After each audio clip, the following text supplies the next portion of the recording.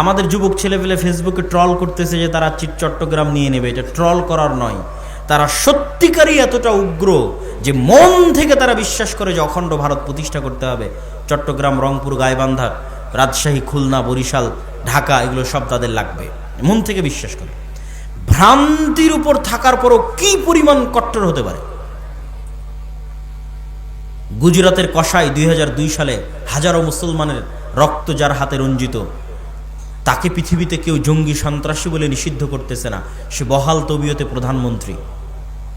আর মুসলমানেরা কোথায় একজনকে গ্রেফতার করেছে, তাই সারাদিন সারা পৃথিবীকে বুঝাতে হচ্ছে আমরা খুব ভালো, আমরা সেকুলার, আমরা সংখ্যালঘুদের গুরু নিরাপত্তা দিই, ডট ডট বলতে বলতে মুখের ফেনা তুলে দিচ্ছে, তাও দুনিয়ার কেউ বিশ্বাস করে না। কেননা তারা বেশি সেকুলার, মুসলমানেরা বেশি সেকুলার। তাদের এক গালে যদি আপনি মারেন তাহলে এরা আর এক গাল পেতে দিয়ে বলবে ভাই এই গালটা তো মেরে নাও। কিন্তু আপনি যান ইসরায়েলে, ইসরায়েল গত 24 ঘন্টায় সিরিয়ার 500টা অস্ত্রাগার গবেষণাগারে হামলা করেছে। ইসরায়েল কাউকে জিজ্ঞেস করেছে যে আমি হামলা করতেছি সিরিয়াতে, আমাকে অনুমতি দাও? আমেরিকাকে জিজ্ঞেস করেনি। ড্যাম কেয়ার, পরোয়া করে না। সে কট্টর, তার নিজের দিনের উপর কট্টর, অ্যাগ্রেসিভ, উগ্র। যে 500টা জায়গায় বোমা হামলা করতে পৃথিবীর কোনো দেশকে জিজ্ঞাসা করার প্রয়োজন মনে করে না, হেজিটেশন ফিল করে না, দ্বিধা ফিল করে না। ওই ইহুদি জাতিকে আমি কাছ থেকে দেখে আসছি যে 500টা জায়গায় আক্রমণ করতে দ্বিধা ফিল করে না, ও দাঁড়িয়ে রাখতে দ্বিধা ফিল করবে? ওরা ওদের দিনের উপর এরকম কট্টর, ড্যাম কেয়ার। ওরা দাঁড়িয়ে রাখার সময় পরোয়া করে না কে জঙ্গি বলবে, কে সন্ত্রাসী বলবে। কিন্তু আপনি আপনার সমাজ, আপনার আশপাশ, পাড়া প্রতিবেশী দাঁড়িয়ে রাখতে যান, হাজারবার চিন্তা করবেন আমাকে কি করবে, আমাকে ফাঁসিয়ে দেবে, মামলা দেবে, এই সেই ডট, অনেক কিছু। এটাকে বলা হয় কলোনিয়াল মাইন্ড সেটআপ। ঔপনিবেশিক দাসত্ব এবং গোলামির একটা ধারা আমরা আমাদের রক্তের মধ্যে বহন করতেছি, আমাদের ব্লাডের মধ্যে। আমরা মানসিকভাবে এখনো স্বাধীন হতে পারি না। এই জন্য আমাদের অজান্তে যে আমার সামনে ভালো ইংরেজি বলে সে একজন স্মার্ট, যে ইংরেজি জানে না সে স্মার্ট নয়। আমাদের অজান্তে যে প্যান্ট শার্ট পরে সে স্মার্ট, যে পাঞ্জাবি দাড়ি টুপি পরে সে স্মার্ট নয়। কিন্তু আপনি ইংল্যান্ড থেকে বের হয়ে স্পেন যান, ইতালি যান, ফ্রান্স যান, বিমানবন্দরে পর্যন্ত ইংরেজি নাই। বিমানবন্দরে পর্যন্ত ইংরেজি নাই। মানে কেন? ওরা জাতিগতভাবে আমাদের চেয়ে মানসিকভাবে স্বাধীন। সে পরোয়া করে না কেন আমি ইংরেজি শিখব, তাকে আমার ফরাসি ভাষা শিখতে হবে। এইরকম মানসিকভাবে তারা উগ্র এবং স্বাধীন। তাহলে আপনার পার্শ্ববর্তী দেশ তার দিনের উপর কট্টর, উগ্র এবং অ্যাগ্রেসিভ এবং ড্যাম কেয়ার, পরোয়া করে না। তারপরে ইসরায়েল তার নিজের দিনের উপর কট্টর, অ্যাগ্রেসিভ, পৃথিবীর কাউকে পরোয়া করে না। অসংখ্য খ্রিস্টান কান্ট্রি, তাদের ওই সমস্ত দল ক্ষমতায় আসতেছে যারা ডানপন্থী কট্টর। তাহলে এত এত কট্টরের মধ্যে আপনি সেকুলার হয়ে বাঁচতে পারবেন না। সেকুলারিজম দিয়ে আপনার বাংলাদেশের স্বাধীনতা টিকবে না, বলে দিলাম। কেননা আপনাকে শুধু কম্প্রোমাইজই করতে হবে, কম্প্রোমাইজই করতে হবে, আপনাকে কেউ বিশ্বাস করবে না। আপনিও যদি বাঁচতে চান, বাংলাদেশের স্বাধীনতাকে রক্ষা করতে চান, আপনাকেও আপনার দিনের উপর ড্যাম কেয়ার হতে হবে। আমি আল্লাহর নবীর সুন্নাতের অনুসরণ করি, কোরআন এবং হাদিসের আইন বাংলাদেশে বাস্তবায়ন করি, কার কি করার আছে করে না। যখন এরকম ড্যাম কেয়ার হবেন, বাংলাদেশ স্বাধীন, একদিনে স্বাধীন, 24 ঘন্টায় স্বাধীন। এবং এই স্বাধীনতা চিরস্থায়ী, স্থায়ী স্বাধীনতা। আপনাকে তেলাতে হবে না, তেল দিতে হবে না, কম্প্রোমাইজ করতে হবে না, বুঝাতে হবে না, প্রেস ব্রিফিং করতে হবে না, একদিনে স্বাধীন হয়ে যাবে। এবং আপনারাও যদি আপনাদের ব্যক্তি জীবনে প্র্যাকটিস করেন, ইহুদিদের দেখে শিখেন, তারা অভিশপ্ত। আল্লাহ সুবহানাহু ওয়া তাআলা বলেছেন তারা অভিশপ্ত। কোরআন মাজিদে আল্লাহ বলেছেন গায়রিল মাগদুবি আলাইহিম ওয়ালাদ-দালিন, এই ইহুদিরা অভিশপ্ত। কিন্তু আপনি ভয়ঙ্করভাবে আশ্চর্য হবেন, তারা একটা অভিশপ্ত জাতি হওয়ার পরেও সারা পৃথিবীর মানুষকে ইহুদিরা শিখালো ছেলে হোক মেয়ে হোক দুটি সন্তানই যথেষ্ট। আপনি আমাকে একটা ইহুদি ফ্যামিলি বের করে দিবেন যার একটাই সন্তান অথবা দুটোই সন্তান। প্রত্যেকটা ইহুদি ফ্যামিলির 4টা, 5টা, 6টা, 7টা করে সন্তান। এই জন্য ছোট যে কারগুলো আছে, কারগুলো তারা ইউজ করে না। তাদের জন্য বড় হাইস গাড়ি, নহা, যেটাতে 7-8টা সিট আছে, সেই গাড়ি লাগবে। কেননা ফুল ফ্যামিলি যেতে হলে ওই ছোট কারে তো হবে না। এই জন্য বড় গাড়ি বেশি ইউজ করে। সারা পৃথিবীতে ইহুদিরা এই সুদি কারবার প্রচলন করে রেখেছে। কোনো ইহুদির সাথে সুদি লেনদেন করে না, অথচ সারা পৃথিবীর সুদি কারবারের কন্ট্রোল তাদের হাতে, কিন্তু ওরা নিজেরা কখনো সুদি কারবার লেনদেন করে না। সারা পৃথিবীতে LGBTQ সমকামিতার মতো ভয়ঙ্কর অপরাধ গুনাহ শিখানোর জন্য কোটি কোটি টাকা তারা ব্যয় করতেছে, কিন্তু প্রত্যেকটা ইহুদি স্কুলে LGBTQ নিষিদ্ধ, এবং সেটা পরোয়া করে না যে এটা আমি নিষিদ্ধ করে রেখেছি তো কে আমাকে কি বলবে, এটা পরোয়া করে না। সম্মানিত উপস্থিতি, এই জন্য ওদের কাছে অনেক কিছু আপনার শিখার আছে যে নিজের দিনের উপর কি পরিমাণ কট্টর হতে হয়। আপনি বাংলাদেশ থেকে বের হয়ে আর একটা খ্রিস্টানের সাথে ঘুরলে আপনি চুল পরিমাণ ধাক্কা খাবেন না। আপনি দেখবেন যে ওই খ্রিস্টান 6 দিন 5 দিন কাজ করে যা টাকা ইনকাম করছে গার্লফ্রেন্ডের পিছনে, পাবে জুয়ায়, বারে মদে, উইকেন্ডে সাপ্তাহিক ছুটিতে শেষ করে দিচ্ছে। ফলত আপনার কাছে মনে হবে এটাই দুনিয়া, কিন্তু যখন আপনি একটা ইহুদির কাছে যাবেন, ইহুদির সাথে উঠা বসা করবেন, আপনি আশ্চর্য হবেন। আপনার হালালের চাইতে ওর হালাল খাওয়ার রেস্ট্রিকশন বেশি কঠিন। মদ শুকুর খাওয়া তো বহু দূরের কথা, ওর রেস্ট্রিকশনের জ্বালাতে আপনি টিকতে পারবেন না। আপনি বলবেন বাবারা আমরা কত বাছাই করি, তার চাইতে দেখি এরা আরো বেশি বাছাই করে। কি পরিমাণ কট্টর তাদের দিনের উপর। এমন কোন রেস্টুরেন্ট নাই যে রেস্টুরেন্টে একজন হুজুরকে নিয়োগ দেওয়া নাই, যেই হুজুরের কোনো কাজ নাই, ওই ইহুদি রাবাইর কোনো কাজ নাই। একটাই কাজ, শুধু রান্নাটা হালাল পদ্ধতিতে হচ্ছে কিনা সেটা দেখবে। আপনাদের বালিয়াডাঙ্গি বাজারে যতগুলো রেস্টুরেন্ট আছে মনে করেন প্রত্যেকটা রেস্টুরেন্ট মালিক একটা করে হুজুরকে চাকরি দিয়ে রেখেছে। হুজুরের কি কাজ? শুধু দেখবে যে রেস্টুরেন্টের রান্না কিভাবে হচ্ছে, হালাল অনুযায়ী হচ্ছে, ব্যাস। প্রত্যেকটা ইহুদি রেস্টুরেন্টে একজন করে রাবাই আছে। ডিমটা ভেঙে দিবে রাবাই, গরু মহিষ মুরগি জবাই করে দিবে রাবাই। পুরো নিয়ম কানুন ইহুদি ধর্ম অনুযায়ী পরিচালিত হচ্ছে কিনা তা দেখবে। কি পরিমাণ কট্টর হতে পারে তাদের দিনের উপর। ওদের 90% জন দাড়ি রাখে, আপনাদের 90% কয়জন দাড়ি রাখে? কেন আপনারা দাড়ি রাখার বিষয়ে হেজিটেশন ফিল করেন, আপনারা দ্বিধায় ভোগেন, আপনার দিনের উপর আপনার কট্টরতা নাই, আপনার বিশ্বাস নাই, কিন্তু সে ড্যাম কেয়ার, সে পরোয়া করে না। আপনার পার্শ্ববর্তী দেশ হিন্দু, সে পরোয়া করে না, তার কপালে সিঁদুর দিবে, হাতে বালা দিবে, আরেকজন মুসলমানকে জোর করে বলাবে যে বল জয় শ্রীরাম, পরোয়া করে না, ড্যাম কেয়ার। কিন্তু আপনি কেন ভীতু কাপুরুষ? কেন আপনি হেজিটেশন ফিল করেন আপনার দিনের উপর? আপনি যতদিন হেজিটেশন ফিল করবেন গোলাম থাকবেন। কট্টর হন যে আমার দিনের জন্য আমি জীবন দিয়ে দেবো, যা করার করো। একদিনে স্বাধীন, আজীবনের গোলামি থেকে একদিনে স্বাধীন। এটা গেল 1 নাম্বার, যে আমাদেরকে আমাদের দিনের উপর, আমাদের আল্লাহর নবীর সুন্নাতের উপর, আল্লাহ সুবহানাহু ওয়া তাআলার বিধানের উপর উইদাউট এনি কম্প্রোমাইজ কট্টর হতে হবে। কোনো প্রকার ছাড়, মিউ ছাড়া কট্টর হতে হবে। এটা আমার দিন, আমি এটা মানবো, এটা আমি চাই। আপনি স্বাধীন হয়ে যাবেন। তারপরে আমাদের করণীয় কি? তারপরে আমাদের করণীয় হচ্ছে আমাদের যুবক সমাজ, আমাদের ছেলে মেয়েরা,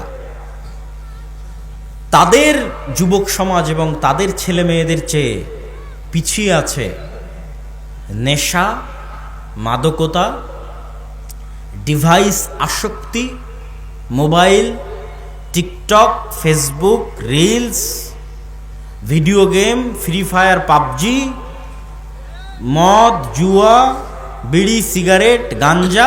এগুলোর মধ্যে আমাদের যুবক এবং ছাত্র সমাজ তাদের চারিত্রিক এবং নৈতিক পদস্খলন ঘটিয়ে ফেলেছে। ফলত তাদের প্রোডাক্টিভিটি নাই। মানুষও একটা মেশিন, এই মেশিনের একটা কাজ আছে, তাকে উৎপাদন করতে হবে। আপনারা যারা গার্মেন্টসে কাজ করেন, সেখানে উৎপাদন হয়, কতটা কাপড় তৈরি হলো গণনা করা হয়। আপনি একটা মেশিন, আপনি কি উৎপাদন করছেন? আমাদের যুবক সমাজ কি উৎপাদন করছে? সে তো শুধু সময় নষ্ট করছে। কিন্তু ওই সমস্ত দেশের যাদেরকে আমরা রোজ সকাল সন্ধ্যা গালি দিচ্ছি, গালি দিয়ে লাভ নাই, তারা তাদের সময়কে নষ্ট করে না, তারা তাদের সময়কে কাজে লাগায়, তারা প্রোডাক্টিভ। আর আল্লাহ সুবহানাহু ওয়া তাআলা পৃথিবীকে যেই সিস্টেমে ডেভেলপ করেছেন, ওই সিস্টেমে যদি একটা হিন্দুও চলে, একটা ইহুদিও চলে, আল্লাহ বাধা দিবেন না। ওই সিস্টেম অনুযায়ী তার কাজ হবে। এই কথাটা মনে হয় বুঝলেন না। আল্লাহ পৃথিবীতে সিস্টেম তৈরি করেছে, আগুন জ্বালায়। আগুন কি করে? ছুরি কাটে। তো এখন একজন যদি আর একজনের উপর ছুরি কাটে, তো 99% সময় আল্লাহ সুবহানাহু ওয়া তাআলা দেখবেন না কাকে কাটছে। অন্যায় ছুরিকে আল্লাহ কাটার কাজ দিয়ে, যেভাবে আল্লাহ পৃথিবী ডেভেলপ করেছে, আর একজন কাটছে, কেটে যাবে। ওই অনেক স্বল্প সময় ইতিহাসে এক একটা দেখানোর জন্য ইব্রাহিম আলাইহিস সালাতু ওয়াস সালামকে আগুনে ফেলে দেওয়া হয়েছে, জ্বলেনি। এক একটা দেখানোর জন্য, আল্লাহর ক্ষমতা, মুজিজা দেখানোর জন্য। কিন্তু আসলে আপনি মুমিনকে ফেলেন, মুসলিমকে ফেলেন, তাহাজ্জুদ গুজারকে ফেলেন, আল্লাহ পৃথিবী ডেভেলপ করেছে এইভাবে যে আগুনে ফেললে আগুন জ্বালিয়ে দিবে। কাকে ফেললো এটা দেখার বিষয় নয়, আগুনে ফেললে জ্বলবে। তো আল্লাহ সুবহানাহু ওয়া তাআলা পৃথিবী ডেভেলপ করেছে যে জ্ঞানে, বিজ্ঞানে, প্রযুক্তিতে যত বেশি এগিয়ে যাবে পৃথিবীতে ক্ষমতা তার থাকবে। তখন জ্ঞানে খ্রিস্টান আগিয়ে গেল কি মুসলমান আগিয়ে গেল, আল্লাহ সুবহানাহু ওয়া তাআলা এটা দেখবেন না। পরিশ্রম করে জ্ঞানে ইহুদি আগিয়ে গেছে, পৃথিবী ওদের। পরিশ্রম করে জ্ঞানে আমেরিকা এগিয়ে গেছে, পৃথিবী ওদের। মুসলমানের সন্তান পরিশ্রম করে না, মদ জুয়া আড্ডা নিয়ে ব্যস্ত থাকে, তোরা গোলাম। তো আল্লাহর সহযোগিতা, তাহলে বলবেন যে আল্লাহ যে আমাদের ভালোবাসে, সহযোগিতাটা কোথায় আসবে? আসবে যখন আপনি ওই মদ জুয়া নেশা ছেড়ে দিয়ে আপনিও প্রোডাক্টিভ হবেন, আর ডাই হার্ট অন্তর থেকে আপনিও চেষ্টা করতেছেন আমিও সাকসেসফুল হতে চাই, আপনিও জ্ঞান বিজ্ঞান প্রযুক্তির জগতে লড়াই করে যাচ্ছেন, যেই যেই সিস্টেমে আল্লাহ পৃথিবী ডেভেলপ করেছে ওই সিস্টেমে আপনিও দৌড়াচ্ছেন, চেষ্টা করতেছেন অন্তর থেকে, তাহলে একজন ইহুদি অথবা ইসরায়েল অথবা আমেরিকার কাছে শতভাগ সক্ষমতা আছে। শতভাগ সক্ষমতা থাকার পর সে হয়তো 90% চেষ্টা করতেছে। আপনার কাছে 50% সক্ষমতা আছে, আপনিও 90% চেষ্টা করতেছেন। আর 50% সক্ষমতা না থাকলেও আল্লাহ আপনাকে বিজয় করে দিবে। আল্লাহ আপনাকে কি করে দিবে? বিজয় করে দিবে। এই জায়গায় তখন আপনি আল্লাহর দয়া এবং রহমত পাবেন। কিন্তু আপনি যদি চেষ্টা না করেন, তার আগ পর্যন্ত দয়া রহমত পাবেন না, তার আগ পর্যন্ত গোলাম থাকবেন। তাহলে আমাদের যুবক সমাজ এবং ছাত্র সমাজ, ইয়াং জেনারেশন, তাদেরকে অবশ্যই তারা যে অন্ধকার জগতে ফেঁসে আছে, তারা যে জ্ঞানের পিছনে ইনভেস্ট করে না। আমি ইংল্যান্ডে 1 বছর ছিলাম, পার্কে যাই, বিশ্ববিদ্যালয়ে যাই, ট্রেনে উঠি, বিমানে উঠি, বাসে উঠি, কাউকে দেখি বই হাতে নিয়ে পড়তেছে। ওদের দেখে আমি নিজেকে লজ্জিত বোধ করতাম যে সে মুমিন নয়, কিন্তু সে পড়তেছে, সে বেপরদা অবস্থায় আছে, কাফেরা, সে পড়তেছে। তাহলে আমি একজন মুমিন হয়ে আমি পড়তেছি না? তখন ওদের দেখা দেখে আমিও যাত্রাপথে পড়া শুরু করেছিলাম এবং অনেক বই আমি তখনও ইংল্যান্ডে থাকা অবস্থায় সফরের মধ্যে পড়ে শেষ করেছি। কিন্তু বাংলাদেশে আসার পর এখন পর্যন্ত আর কোথাও দেখলাম না যে একটা মানুষ কোথাও বই হাতে নিয়ে পড়তেছে। তখন আমার মধ্যে থেকে ওই স্বভাবটা হারিয়ে গেছে। তাহলে আমাদের মধ্যে পড়ার এবং জ্ঞান অর্জনের আগ্রহ নাই। আমাদের সাধারণ সেকুলার ছাত্র জনতা তো বহুদূরে থাক, ইসলামপন্থী মানুষজন তাদের সময় নষ্ট করে পারস্পরিক হিংসা বিদ্বেষ, গুতাগুতি, মারামারি, ঠেলাঠেলি, গীবত, পরনিন্দায়। যারা ইসলাম নিয়ে আলোচনা করে তারাও দুইজন যখন একত্রিত হয়, কোরআনের একটা আয়াত নিয়ে আলোচনা কর, কোরআনের হাদিসের একটা, বুখারী শরীফের একটা হাদিস নিয়ে আলোচনা কর, দিনের একটা বিষয় নিয়ে আলোচনা কর না। কোন হুজুর কোন বক্তায় কি বলল, কে কোথায় ফেসবুকে কি কমেন্ট করেছে, কার বিরুদ্ধে কে লাগলো, এক জায়গায় একত্রিত হলে সেগুলো নিয়ে গল্প শুরু হয়ে গেল। সময় নষ্ট, প্রোডাক্টিভিটি নষ্ট। অতএব হে যুবক সমাজ, হে ছাত্র ভাইয়েরা, আমরা যদি আমাদের সময়কে সঠিকভাবে কাজে না লাগাই, জ্ঞান অর্জন না করি, তাহলে আমরা কখনোই পৃথিবীতে আর 10টা জাতির সাথে পাল্লা দিয়ে স্বাধীন হতে পারবো না। গোলাম থাকতে হবে, গোলাম আছি, গোলাম থাকতে হবে। আমি চেষ্টা না করলে আল্লাহ রাস্তা দেখাবে না। অতএব আমাদের জাতির মুক্তির জন্য কাউকে না দেখে হলে অন্তত আপনার পাশে যারা আছে তাদের দেখে শিখেন।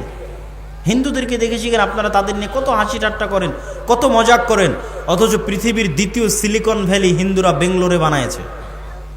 আমেরিকাতে একটা সিলিকন ভ্যালি আছে, জ্ঞান বিজ্ঞান প্রযুক্তির সেন্টার, দ্বিতীয়টা হিন্দুরা বানিয়েছে বেঙ্গলোরে। পড়াশোনা করে, জ্ঞান অর্জন করে। অতএব তাদেরকে নিয়ে ট্রোল করে হাসি ঠাট্টা করে লাভ নেই। আপনারা পড়েন, শিখেন, জ্ঞান অর্জন করেন, টেক্কা দেন পৃথিবীর সাথে। না হলে আমাদেরকে গোলাম থাকতেই হবে। আমি আমার বক্তব্যের সারমর্ম করতে চাই, শুরুতে কি বলেছিলাম মনে আছে? সব হয়তো ভুলে গেছেন। শুরুতে বলেছিলাম যে আজকে এখনই 2 বছরের মধ্যে 1 বছরের মধ্যে ভোট করে ক্ষমতায় যেতে হবে, এই চিন্তা বাদ দিয়ে চিন্তা করতে হবে 100 বছর পর ইসলাম বাংলাদেশের ক্ষমতায় আসবে কোনো কম্প্রোমাইজ ছাড়া এবং স্থায়ীভাবে। তার জন্য কি করা লাগবে সেটা করেন। 100 বছর পর ইসলাম বাংলাদেশের ক্ষমতায় আসবে উইদাউট এনি কম্প্রোমাইজ এবং স্থায়ীভাবে। তার জন্য কি করা লাগবে? তার জন্য শক্তিশালী প্রতিষ্ঠান লাগবে, শক্তিশালী মিডিয়া লাগবে, শক্তিশালী অর্থনৈতিক প্রতিষ্ঠান লাগবে। সেগুলো প্রতিষ্ঠা করার পিছনে আমাদের সময় এবং শ্রম দিতে হবে। তারপরে কি তুলে ধরেছি? তারপরে আপনাদের সামনে তুলে ধরেছি যে আমাদের ব্যক্তিগত সামাজিক জীবনে ন্যায়পরায়ণতা যদি না থাকে আমরা কখনোই আল্লাহর দয়ায় ক্ষমতায় যেতে পারবো না। অতএব আমাদের ব্যক্তিগত জীবনে কি লাগবে? ন্যায়পরায়ণতা লাগবে। এবং ন্যায়পরায়ণতার উদাহরণ দিতে গিয়ে বলেছি আমরা আমাদের স্ত্রীদের সাথেও ন্যায়পরায়ণ নই। আপনি জিজ্ঞেস করেন আপনি আপনার স্ত্রীর সাথে ন্যায়পরায়ণ কিনা। আপনার বউকে জিজ্ঞেস করেন সে তার শাশুড়ির সাথে ন্যায়পরায়ণ কিনা। শাশুড়িকে জিজ্ঞেস করেন সে তার বৌমার সাথে ন্যায়পরায়ণ কিনা। সমাজে যত অশান্তি, ফিতনা এবং ফাসাদ বিরাজ করছে তার প্রত্যেকটা কারণ হচ্ছে ন্যায়পরায়ণতা না থাকা। ইসলামী দলে দলে মারামারি, মাদ্রাসায় মাদ্রাসায় মারামারি, হুজুরে হুজুরে মারামারি, এগুলো একটাও ফতোয়ার কারণ নয়, ডাহা মিথ্যা কথা। কোনো ফতোয়ার সমস্যা নাই, ন্যায়পরায়ণতা নাই। হয় দলের আমির জালেম, না হয় মামুর জালেম। হয় দলের আমির মাজলুম, না হয় মামুর মাজলুম। হয় দলের আমির মিথ্যুক, না হয় মামুর মিথ্যুক। হয় মসজিদের সভাপতি জালেম, না হয় মসজিদের ইমাম সাহেব জালেম। হয় মসজিদের সভাপতি মাজলুম, না হয় ইমাম সাহেব মাজলুম। যত জায়গায় সমস্যা আছে প্রত্যেকটা জায়গায় ন্যায়পরায়ণতার অভাব আছে। এই জন্য মুসলমানদের প্র্যাকটিস করতে হবে নিজেদের ব্যক্তি, সমাজ এবং পারিবারিক জীবনে ন্যায়পরায়ণতা প্রতিষ্ঠা করার। 3 নাম্বার কি বলেছি? আমাদেরকে আমাদের দিনের উপর কট্টর হতে হবে এবং কলোনিয়াল মাইন্ড সেট আপ, 190 বছর ব্রিটিশদের যে গোলামি করেছি ওই গোলামি করতে গিয়ে আমাদের রক্তের মধ্যে ঢুকে গেছে যে যার দাড়ি চাছা সে স্মার্ট আর যার মুখে দাড়ি আছে সে আনস্মার্ট। এই কলোনিয়াল মাইন্ড সেট আপের মুখে লাথি মারতে হবে, স্বাধীন হতে হবে। যেটা আল্লাহর নবী সেটা স্মার্ট, যেটা আল্লাহর নবীর নয় সেটা স্মার্ট নয়। এটা যেদিন শক্তভাবে বিশ্বাস করে নেবেন উইথ কনফিডেন্ট এবং উইদাউট এনি কম্প্রোমাইজ, শক্ত আত্মবিশ্বাসের সাথে, সেদিন আপনি স্বাধীন হয়ে গেছেন। সেই দিন পৃথিবীর কোনো শক্তি পৃথিবীতে আপনাকে দমিয়ে রাখতে পারবে না। 4 নাম্বার কি বলেছি? 4 নাম্বার বলেছি আমাদের ছাত্র তরুণ জনতা তারা যে নেশার মধ্যে, অবৈধ সম্পর্কের মধ্যে, এবং আমাদের মা এবং বোনেরা এবং আমাদের ভাইয়েরা তাদের মধ্যে দিয়াসাহ মানে শুকুরের চর্বি। শুকুর অপবিত্রতা, অপরিচ্ছন্নতা, নোংরামি পছন্দ করে। শুকুর তার নিজের বিষ্ঠা, নিজের মল চেটে খায়, লজ্জা নাই। এই শুকুরের চর্বিকে বলা হয় দিয়াসাহ। রাসূল সাল্লাল্লাহু আলাইহি ওয়াসাল্লাম বলেছেন লা ইয়াদখুলুল জান্নাতা দায়ুস, দায়ুস জান্নাতে যাবে না, শুকুর জান্নাতে যাবে না, শুকুরের চর্বি জান্নাতে যাবে না। তো শুকুরের চর্বির সাথে জান্নাতে যাওয়ার কি সম্পর্ক? মানে ওই মানুষ জান্নাতে যাবে না যার রক্ত, যার চর্বি শুকুরের রক্ত শুকুরের চর্বির মতো হয়ে গেছে। কার রক্ত কার চর্বি শুকুরের রক্ত শুকুরের চর্বির মতো হয়ে গেছে? যার পরিবারের মধ্যে বেহায়াই আছে, নির্লজ্জতা আছে, কিন্তু তার অন্তরে কষ্টবোধ নাই, তার অন্তরে দুঃখ বোধ নাই, লজ্জা বোধ নাই, সে দায়ুস, সে জান্নাতে যাবে না। আপনি দায়ুস হলে সমস্যা কি? আমি যদি দায়ুস হই তাহলে সবচেয়ে বড় সমস্যা হচ্ছে বাবা দায়ুস বা ভাই দায়ুস, তার মেয়ে অথবা তার বোন বেপরদা অবস্থায় চলাফেরা করে, অথবা তার স্বামী দায়ুস, স্ত্রী বেপরদা অবস্থায় চলাফেরা করে, তার অন্তরে কোনো ব্যথা নাই, মানে তার রক্ত শুকুরের রক্ত হয়ে গেছে। এই মানুষ আর ওই বেপরদা যে স্ত্রী, এই 2 জনের ঘরে কখনোই সাহসী পুরুষের জন্ম হবে না। খালিদ বিন ওয়ালিদ, ওমর ইবনুল খাত্তাব, সুলতান মোহাম্মদ ফাতেহের মতো বীর সেনানীর জন্ম হবে না। কি জন্ম হবে? দায়ুস বাবার ঘরে এবং দায়ুস মায়ের ঘরে মেলি পুরুষ সন্তানের জন্ম হবে। বুঝেননি মনে হয়? হিজড়া পুরুষ সন্তানের জন্ম হবে, যার মধ্যে পৌরুষত্ব নাই। পৌরুষত্ব মানে শুধু পুরুষ হওয়া নয়, পৌরুষত্ব মানে সেই সাহসিকতা, সে আত্মমর্যাদা, সে আত্মসম্মান, সেই ব্যক্তিত্ব, সেই পার্সোনালিটি। ওই রকম সন্তান জন্ম হবে না যে পৃথিবীকে নেতৃত্ব দিবে। এই জন্য পাশ্চাত্যরা চায় যেন আপনাদের মাদের গর্ভ থেকে নেতা জন্ম না হয়, বরং কি জন্ম হয়? ওই রকম LGBTQ সমকামী মেয়েলি সন্তানের জন্ম হয়। এটা হবে যদি আপনি দায়ুস হন এবং আপনার স্ত্রী দায়ুস হয়। আপনার মধ্যে পৌরুষত্ব নাই, মানে সাহসিকতা নাই, ব্যক্তিত্ব নাই, পার্সোনালিটি নাই। আর এই ব্যক্তিত্ব পার্সোনালিটিকে অসংখ্য জিনিস ধ্বংস করে, শুধু বেপর্দা ধ্বংস করে না, আর অনেক কিছু ধ্বংস করে। বেপর্দা যেমন আমাদের ইনার অভ্যন্তরীণ পার্সোনালিটি ব্যক্তিত্বকে ধ্বংস করে, ঠিক তেমনি লোন, ধার, কর্জ পার্সোনালিটিকে ধ্বংস করে। ইসলামে অর্থনৈতিক মূল্যবোধের 1 নাম্বার পয়েন্ট হচ্ছে আল কানাআহ, অল্পে সন্তুষ্ট থাকা। আমি সুদ ভিত্তিক লোনের কথা বলতেছি না, গোটা হাদিস শাস্ত্র এবং গোটা কোরআন শাস্ত্র খুঁজে আপনি আমাকে দেখাবেন যে আপনার বাড়ি মাটির আছে, মাটির থেকে টিনের করার জন্য আপনি কর্জে হাসানা নিবেন, এর দলিল কোরআন এবং হাদিসে আছে। সুদ ভিত্তিক লোনের কথা বলছি না, কর্জে হাসানা। আপনার বাড়ি টিনের আছে, আপনি সেটা পাকা করবেন, তার জন্য সুদে লোন না নিয়ে কর্জে হাসানা সুদমুক্ত লোন নেবেন, এর দলিল কোরআন এবং হাদিসে আছে। আপনার বাড়িতে এসি নাই, এসি কিনবেন, ফ্রিজ নাই, ফ্রিজ কিনবেন, মোটরসাইকেল নাই, মোটরসাইকেল কিনবেন, তার জন্য সুদভিত্তিক লোন বহু পরের কথা। আপনি কর্জে হাসানা সুদ ছাড়াই ভাই বোন আত্মীয় স্বজনদের কাছে লোন নেবেন, এর কোনো দলিল আপনি কোরআন এবং হাদিস থেকে আমাকে দেখাতে পারবেন না। তাহলে কর্জে হাসানা কখন নেবেন? সুদভিত্তিক লোন বহু পরের কথা। কর্জে হাসানা কখন নেবেন? যখন মরে যাচ্ছেন, অপারেশন থিয়েটারে আছেন, টাকা নাই, অপারেশন না হলে, টাকা না ব্যবস্থা করতে পারলে ছেলে মারা যাবে, তখন কর্জে হাসানা চাইতে পারবেন। আমি যদি বুঝাতে না পারি তাহলে এটা আমার ব্যর্থতা। কেন? আপনি সুদ ভিত্তিক লোন বহু পরে আপনি আরেকজনের কাছে আজ চাইতে গেলেন, ভাই আমাকে 5,000 টাকা ধার দাও, আমি হচ্ছি মাটির বাড়ি ভেঙে টিনের বাড়ি করতেছি, 5,000 টাকা আপনাকে ধার দিল। পরের দিন আপনি সেই টাকা পরিশোধ করতে পারলেন না, আপনার অন্তরে খারাপ লাগতেছে, পরিশোধ করতে পারতেছেন না। তারপরের দিন মিথ্যার আশ্রয় নেবেন, নেবেন না? নেবেন না? মিথ্যার আশ্রয় নেবেন না? নেবেন না? মিথ্যার আশ্রয় নেবেন। যেই দিন থেকে মিথ্যা বলা শুরু করলেন, ওই দিন থেকে আপনার ব্যক্তিত্ব নষ্ট হয়ে গেল, আপনার পৌরুষত্ব নষ্ট হয়ে গেল, আপনার আত্মমর্যাদা, আত্মসম্মান নষ্ট হয়ে গেল। আপনি এখন আর পূর্ণ মুসলিম থাকতে পারবেন না, আপনি বিক্রি হয়ে গেছেন, মুনাফিক হয়ে গেছেন। পরের দিন আপনার ছেলেকে মিথ্যা বলা শিখাবেন, তারপরের দিন আপনার বউকে মিথ্যা বলা শিখাবেন, পুরো পরিবার মিলে বেহায়া হয়ে যাবে, পুরো পরিবার মিলে আত্মমর্যাদাহীন, ব্যক্তিত্বহীন, থার্ড ক্লাস পরিবারে পরিণত হয়ে যাবে। সুতরাং ওই পরিবার থেকে বীর মুজাহিদের জন্ম হবে না, বীর সাহসী পুরুষের জন্ম হবে না। কেন? মিথ্যার আশ্রয় নিচ্ছে পুরো ফ্যামিলি। এই জন্য আল্লাহ নবী বলেছে, খবরদার তোমরা ধার কর্জ লোনের ধারে কাছে যেও না। সুদ ভিত্তিক তো বহু পরে, আমি কর্জে হাসানার কথা বলতেছি, এখন যেই কথাগুলো বলতেছি এগুলো কর্জে হাসানা, সুদ ছাড়া।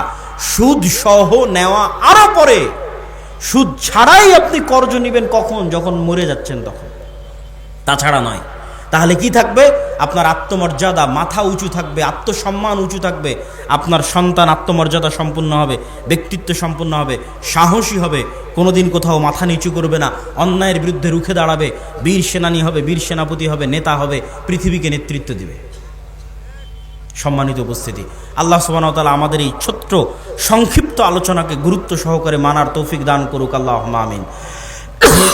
আপনাদের আল জামিয়া সালাফিয়া দিনাজপুর নাম শুনেছেন? অত্র রংপুর অঞ্চলের বৃহত্তম দ্বীনী শিক্ষা প্রতিষ্ঠান, এরিয়ার দিক থেকে, ছাত্রের দিক থেকে, শিক্ষকের মানের দিক থেকে। এই অঞ্চলের জন্য এটা নেয়ামত। আপনাদেরকে এই নেয়ামতকে মূল্যায়ন করা উচিত, শুকরিয়া আদায় করা উচিত। আর শুকরিয়া আদায় করবেন কিভাবে? কয়েকভাবে। সন্তানকে ভর্তি করাতে পারেন, জামিয়া সালাফিয়ার মাসিক আল ইতিসাম নিতে পারেন, জামিয়া সালাফিয়ার সালাফি কনফারেন্সে যেতে পারেন। এখান থেকে যান আপনারা সালাফি কনফারেন্সে দিনাজপুরের। এইবারের সালাফি কনফারেন্স কয় তারিখে আছে কে বলতে পারবেন? আপনারা তো খবরই রাখেন না, তাহলে কেমনে হবে? যে 30 এবং 31 জানুয়ারি আল জামিয়া সালাফিয়া দিনাজপুরের সালাফি কনফারেন্স। দেশ এবং বিদেশের বড় বড় বক্তাগণ 2 দিন ব্যাপী থাকবেন। আপনারা সেখানে জনগণ সহ বাস সহ উপস্থিত হওয়ার চেষ্টা করবেন। মাসিক আল ইতিসামের কোনো এজেন্ট আছে আপনাদের এলাকায়? এই পুরো অনুষ্ঠানের মধ্যে কেউ আছে মাসিক আল ইতিসামের এজেন্ট? যদি না থেকে থাকে আমি উদাত্ত আহ্বান জানাবো, যারা আজকের প্রোগ্রাম আয়োজন করেছেন, যারা আজকের অনুষ্ঠান আয়োজন করেছেন, আপনারা যদি মনে করেন যে সত্যিকার ভালোবাসা জামিয়া সালাফিয়ার সাথে আল্লাহর সন্তুষ্টির জন্য, দুনিয়াবি কোনো স্বার্থে নয়, আজকে আমি একদিনের জন্য আপনার কাছে এসেছি, প্রতি মাসে আমি আপনার কাছে আসব, আমার লেখা আপনার কাছে আসবে। গত মাসের সম্পাদকীয় পড়ে দেখেন, তার আগের মাসের সম্পাদকীয় পড়ে দেখেন, এই মাসের যে সম্পাদকীয় আসতেছে জানুয়ারির সংখ্যায় সেটা পড়ে দেখেন। জানুয়ারি সংখ্যার সম্পাদকীয় সিরিয়ার ওপর লেখা আছে। আজকে সিরিয়ার ওপর কোনো আলোচনাই করিনি। প্রতি মাসে আমাদের মেসেজ, আমাদের বক্তব্য আপনার কাছে চলে আসবে। স্থায়ী সম্পর্ক, এই স্থায়ী সম্পর্কগুলোকে গুরুত্ব দিবেন। দাওয়া ইলাল্লাহর মক্তব পরিচালিত হচ্ছে। 400টার মতো মক্তবের মধ্যে জাতীয় মক্তব প্রতিযোগিতা আয়োজন হয়েছে। এই সকল মক্তবের শিক্ষকদের যাতায়াত খরচ দিয়ে জামিয়া সালাফিয়া ডাঙ্গিপাড়াতে আমরা প্রশিক্ষণ দিয়েছি, সিলেবাস দিয়েছি। তাহলে এই মক্তবগুলোর মতো যদি আপনারা আপনাদের মক্তব পরিচালিত না করেন, এত সুযোগ সুবিধা দেওয়ার পরও, তাহলে দায়ী আমরা না, আপনারা। আপনার ইমাম আমার জামিয়া সালাফিয়া থেকে ট্রেনিং দিবে, এর জন্য টাকা লাগবে না, আমি যাতায়াত খরচ দিব। ওখানে থাকা থেকে খেয়ে ট্রেনিং নিবে, তার থাকা খাওয়া খরচ আমি দিব। কেন আপনারা আপনাদের মক্তবের ইমামদের পাঠাচ্ছেন না? যারা জালসার আয়োজন করেছেন, তারা যাদের সাথে যোগাযোগ করছেন আমাদের অফিসে, তাদের সাথে যোগাযোগ করে অবশ্যই জরুরি ভিত্তিতে আপনাদের আশেপাশের মক্তবের শিক্ষকদের রাজশাহীতে ট্রেনিংয়ে পাঠান। দেখবেন ট্রেনিং নিয়ে আসার পরে গ্রাম পরিবর্তন হয়ে গেছে, গ্রামের ছোট ছোট বাচ্চাদের দিন শিক্ষা পরিবর্তন হয়ে গেছে। আমরা যদি ওই ছোটো বাচ্চাদের অন্তরে দিনের জ্ঞান না দিতে পারি, তাহলে এই একদিনের 1 ঘন্টার বক্তব্যে আমি আপনাকে পূর্ণ দিন শিখাতে পারবো না। কোথায় আজ বছরে 3, 4, 5 বছরে এখানে একবার আসলাম, কিন্তু আমি অল টাইম আপনার গ্রামে থাকবো। আমার সিলেবাস অনুযায়ী আপনার বক্তব্যটা চালান। আপনার শিক্ষককে আমাদের জামিয়া সালাফিয়া থেকে ট্রেনিং দিয়ে নিয়ে আসেন, তাহলে আমি আব্দুল্লাহ 24 ঘন্টা আপনার গ্রামে আছি, আপনার ছেলেদের সাথে আছে, আপনার সন্তানদের সাথে আছে। মাসিক আল ইতিসামের এজেন্ট হন, আমরা প্রতি মাসে আপনাদের কাছে চলে আসতেছি। সম্মানিত উপস্থিতি, জামিয়া সালাফিয়ার সার্বিক কাজের জন্য আপনারা আল্লাহ সুবহানাহু ওয়া তাআলার নিকটে দোয়া করবেন, আল্লাহ সুবহানাহু ওয়া তাআলা যেন কবুল করে, আল্লাহুম্মা আমিন। জামিয়া সালাফিয়া ডাঙ্গিপাড়া বাবা রাজশাহী, জামিয়া সালাফিয়া রূপগঞ্জ নারায়ণগঞ্জ, জামিয়া সালাফিয়া তেঘরা বিরল দিনাজপুর, জামিয়া সালাফিয়া বরিশাল, এই প্রত্যেক প্রতিষ্ঠানগুলো মিলে প্রায় 5000 ছাত্রছাত্রী, 250 থেকে 300 শিক্ষক শিক্ষিকা কর্মকর্তা কর্মচারী। মাসিক আল ইতিসাম, মাক্তাবাতুস সালাফ, আদ-দাওয়া ইলাল্লাহ, এগুলো সব মিলিয়ে যে বৃহৎ কার্যক্রম চলতেছে। রূপগঞ্জ নারায়ণগঞ্জে 10,000 মুসল্লি সালাত আদায় করতে পারবে। এই মসজিদ নির্মাণ চলতেছে, যার বেসমেন্ট ঢালাই কিছুদিন আগে হলো। আর আপনাদের তেঘরা বিরল দিনাজপুরেও মসজিদের কার্যক্রম শুরু হয়ে গেছে, মাঝে মধ্যে গিয়ে দেখে আসবেন, আল্লাহর সন্তুষ্টির জন্য দান করে আসবেন। আপনাদের প্রতিষ্ঠান, আপনাদের এলাকার প্রতিষ্ঠান এবং আপনাদের শ্রদ্ধেয় শায়েখ আব্দুর রাজ্জাক বিন ইউসুফের জন্য দোয়া করবেন। আল্লাহ সুবহানাহু ওয়া তাআলা তার হায়াতে তাইয়্যিবা দান করুক, আল্লাহুম্মা আমিন। এই বলে আমি আমার বক্তব্য এখানেই শেষ করছি। অনেক দূরের পথ আমাদের আগাতে হবে। সংক্ষিপ্ত প্রশ্নোত্তর দিয়ে আমি আপনাদের নিকট থেকে বিদায় নিতে যাচ্ছি। আল্লাহ সুবহানাহু ওয়া তাআলা আজকে আমরা যে আলোচনা করলাম, এই আলোচনা শোনার এবং মানার তৌফিক দান করুক, আল্লাহুম্মা আমিন। প্রিয় শায়েখ, আমার মা এবং আমার স্ত্রী সালাত আদায় করে, পর্দা করে না, তাদের সালাত কি কবুল হবে? যদি ধৈর্য থাকে প্রশ্নোত্তরগুলো বসে শুনে যান, কথাবার্তা হইচই না করে। কোনো গুনাহের কারণে সালাতকে কটাক্ষ করা যাবে না। কি বললাম বলেন তো? কোনো গুনাহের কারণে কাকে কটাক্ষ করা যাবে না? সালাতকে। দেখো কত বড় নামাজি আর বউ বেটি পর্দা করে না, না, কটাক্ষ করে, তার সালাতকে কটাক্ষ করা যাবে না। দেখো কত বড় সুদখোর, সুদও খায়, নামাজ পড়ে, সালাতকে কটাক্ষ করা যাবে না। সুদ খায় তার জন্য আপনি দাওয়াত দেন, আর স্ত্রী আর কন্যা বেপর্দায় চলে তার জন্য দাওয়াত দেন, কিন্তু নামাজ যে পড়তে আসে এটা পড়তে হবে, এটা ভালো।